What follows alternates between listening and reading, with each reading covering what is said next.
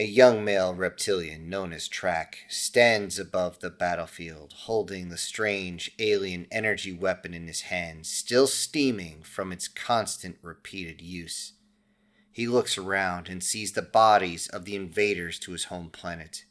This was another reptilian species that had been determined to consume their entire species.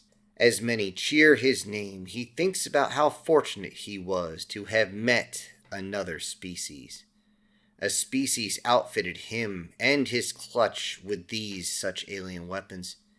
He wasn't sure how this weapon actually worked, but he was grateful that it did.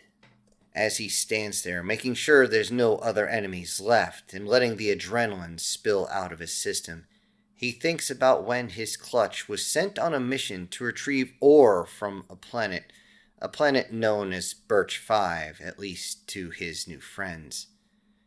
It is a semi-green planet that could eventually become a very well-known manufacturing world, but for now, it's just a mining colony and nothing else.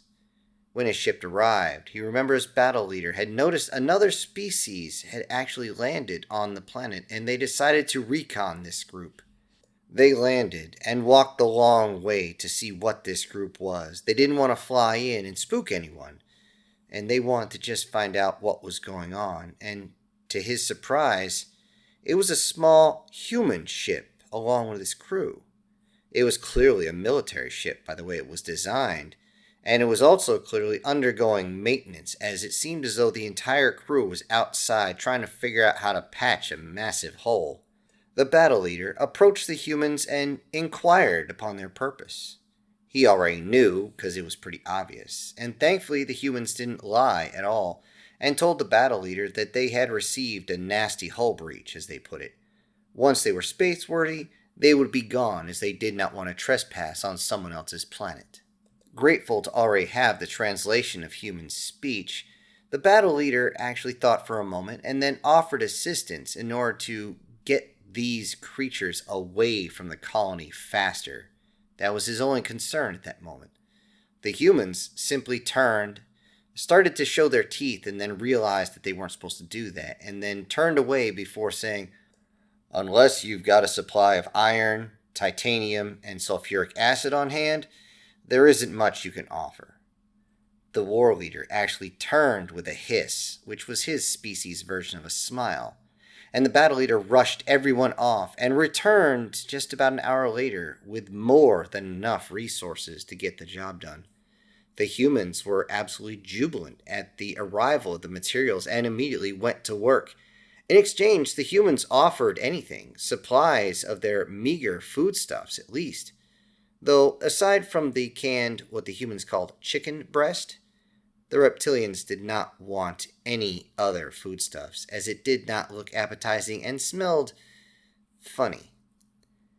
As the human vessel was performing its second pressure test to make sure it was space-worthy, alarms blared out across all the devices. The mining colony was under attack by they didn't know. As the battle leader yelled for everybody to hurry back, the humans started the ship's engines and simply said, "You want a lift? We'll get you there faster." The battle leader, not being a moron, immediately rushed everybody on the ship, and turning a 30-minute run into less than a 3-minute flight. The humans' engines unfortunately fluttered as they reached their destination, and the ship landed hard. Inside the ship, during its transit, the human faces all seemed to change. At first, they were happy, jubilant, and were all into getting the ship fixed. Now they seemed robotic. They grabbed bags, opened them up, put on strange harnesses, and prepared themselves, grabbing also some strange devices straight out of the walls, and then everyone suddenly heard a bell ring 3 times in a row. This made all the humans reach out and grab anything solid without actually placing their bodies against the side. Truk could hear the engine fluttering, meaning that it was not going to stay aloft for long, and he was right to be worried, especially as the humans suddenly yelled, "Brace, brace, brace!" trying to hold everybody in place. When the ship hit, the humans seemed to know exactly what to do as they buckled their knees and seemed to put all the pressure into that thick muscle they have. When the ship stopped, the doors opened almost instantaneously, and everybody could see what was attacking the colony. Insects ranging from half to double the size of the humans swarmed the area. As Truk and his battlemates drew their blades and extended their claws, getting ready for the battle, the humans immediately moved out and formed a half circle around the entrance and began spraying the area with energy bolts. With very little vocalization, they moved up as a group, clearing the area and then moving forward, laying waste to any spider, scorpion, ant, mantis creature that tried to rush them. It was then that the battle leader's pride took over and they jumped the line right over the humans, blades and claws extended, moving their bioenergy forward so if anything tried to bite into them, it would get a nasty surprise. The humans actually started cursing, freaking out as the battle leader was now right in front of their weapons. This lull in the shooting allowed the creatures to get close. So close they could strike. The battle leader and half of the squad were now trying to fight their traditional way through claw and blade, the ways they have been taught for generations, ways that have not ever let them down on the ground before. The movements impressed the humans, as many of them made a high-pitched sound or said, "Wow, they're quick." The dexterity may impress, yet soon enough, these creatures were so close that one after another, the squad mates began to fall. Even the battle leader was stung, and he fell down quickly due to whatever type of venom or whatever was inside his system. One of the humans saw this and drove forward to pull the battle leader back into the formation, as another human also ran forward, seeming to cover this withdrawal, getting between the battle leader being pulled and the creatures still trying to come in close. In the melee, one of the humans was struck down as one of these large insectoids launched at him, striking down with enough force to drive its mandibles into the human. Even though the bug had been dealt with, it still had taken down a human. The rest of the humans cursed and immediately tightened their lines so that as they push forward, there is not a break in the line at all. Truk looks down to the human that has been hit by this insect, bug, whatever you want to call it, and he watched as the human turned several shades of an unnatural color before the area where the bite is exploded. This was the moment Truk realized this human died, saving us. If we had tried to fight our way, we'd already be dead. With renewed determination, Truk picked up the strange human weapon and joined the humans as they moved forward. As they did, they seemed to teach him as they continued to fight, learning while they actually fought, always making sure to cover his sectors, as it seemed like they interlaced with each other and covered each other at the same time. This was absolutely foreign of a concept, as Truk and the rest of his species usually fight not as a group, but as individuals attached to their battle leader, never getting too far from them, but they do not actually fight together like this. Yet as he watched the humans go forward and stayed with them, firing at these creatures every chance he got, he started to realize why they were so efficient, why they were so deadly, and why they were able to keep pushing forward to where they believe these things came from. Upon reaching the crater where the bugs seemingly had emerged, Truk believed that they would simply jump down into the crater and follow the tunnels all the way to its hive and exterminate the queen. Yet as he moved forward, the human simply raised an arm, stopped him right where it said, "No, not yet. We got something better for this." Along with the remainder of his battle team, or his squad, they waited as the humans called something forward, something that was brought to them from their ship. Another human arrived and sent a small spherical type of drone into the hole. It simply went down and followed the hole. And yet they seemed to wait, the humans looking on some sort of device as though they're watching the underground tunnels being mapped.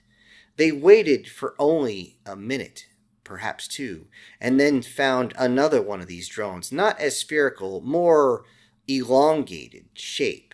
This one was also sent down. It was much larger, and Truk realized that the first one was sent down as a scout just to see if this large one would fit. after that one went down and seemed to follow the same route, maybe not as fast, but did follow the same route. He then saw them throw some sort of strange square objects in, not before grabbing part of it and pulling it. When he asked what it was, they said it was a satchel. Truk didn't know what that was. One of these satchels did not fall all the way down in, and then the humans seemed to shoot at it for a little while. Not actually trying to hit it, but seemingly trying to push it. But it seemed as though one of them was looking at their time device and then turned and ran away. Truk was confused for a moment as he saw the humans turn, but as one of them turned, one of them reached out, grabbed Truk, and yanked him forward, and as they were running, he said, "If you see us running, try and keep up."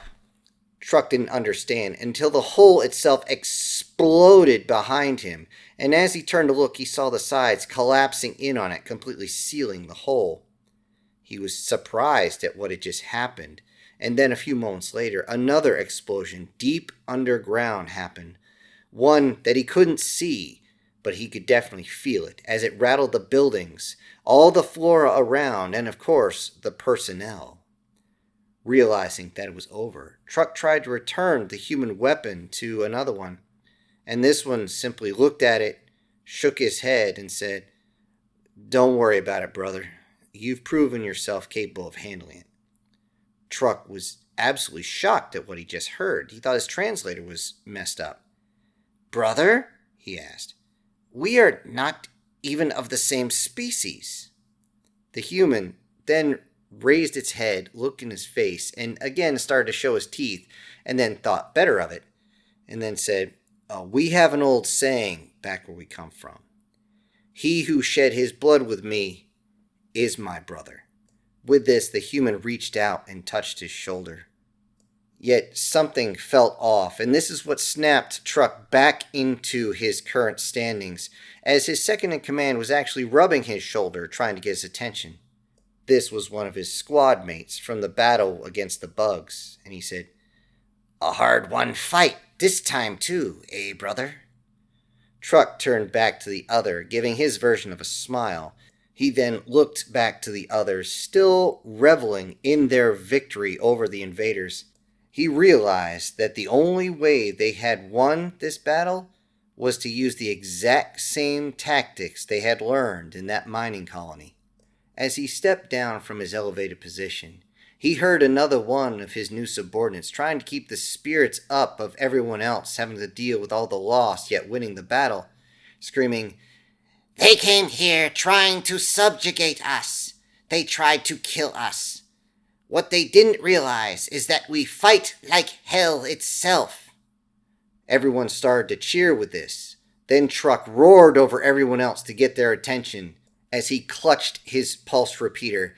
"No, that is not true."